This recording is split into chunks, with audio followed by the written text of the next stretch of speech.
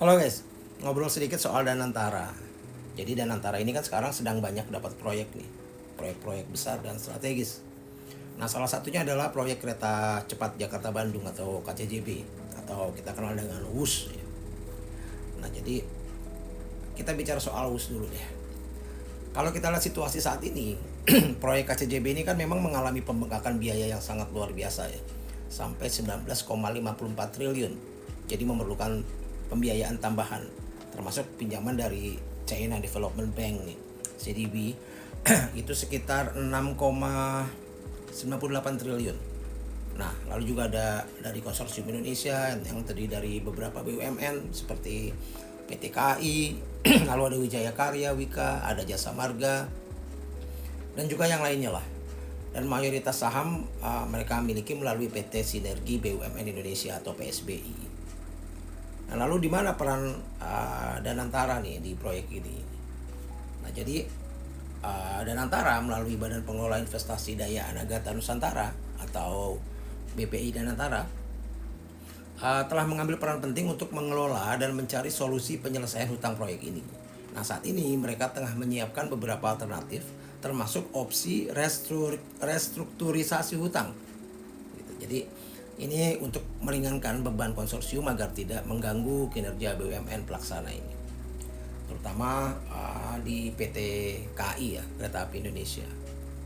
Nah, tapi sangat kurang sekali transparansinya, dan antara tidak bisa memberikan detail mengenai langkah konkret dari restrukturisasi yang akan dilakukan, dan informasi tentang siapa penjamin hutang dan mekanisme penjaminan ini juga nggak jelas. Ini kan menimbulkan kecurigaan bahwa resiko hutang ini mungkin akan beralih ke APBN tanpa pengelolaan yang transparan. Jadi sampai saat ini Danantara belum mengkomunikasikan tuh rencana investasi yang jelas ini. Jadi ini mengkhawatirkan karena hutang besar dengan tenor pendek, ini kan tenornya sekitar 3-5 tahun ya. Ini kan membutuhkan proyek yang menghasilkan income signifikan dalam waktu singkat. Dan ini belum tampak jelas, belum tampak konkret gitu. Nah, hutang jumbo dengan tenor pendek di sektor transportasi infrastruktur yang strategis ini sangat berisiko menimbulkan tekanan pembayaran besar dalam waktu dekat yang bisa mengganggu stabilitas keuangan BUMN terkait. Nah, lalu karena pinjaman tidak dijamin aset, maka ada potensi pemerintah sebagai penjamin dengan beban keuangan APBN. Nah, yang ironisnya ini akan menjadi tanggung jawab publik yang seharusnya dihindari dalam skema pembiayaan investasi seperti ini, apalagi dengan nilai yang luar biasa besar ini.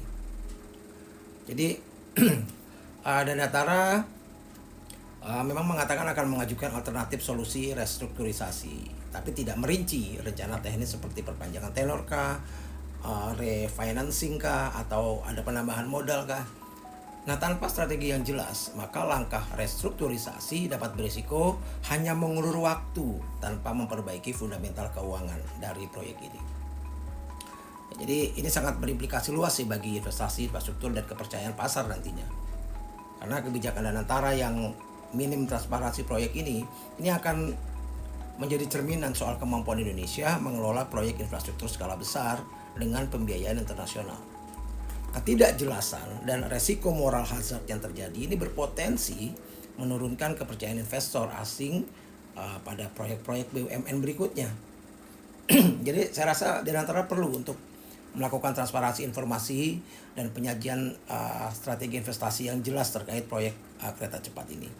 Karena hutang besar dengan tenor pendek menuntut rencana bisnis yang terukur dan komunikatif untuk menjaga kepercayaan publik dan investor. Karena bila tidak, maka hutang ini bisa menjadi beban finansial yang membebani APBN dan mengganggu kinerja BUMN terkait. Dan juga sekaligus mencederai reputasi pengelolaan investasi strategis nasional. Restrukturisasi tanpa strategi bisnis dan transparansi jelas hanya akan memperpanjang masalah tanpa solusi mendasar. Salam.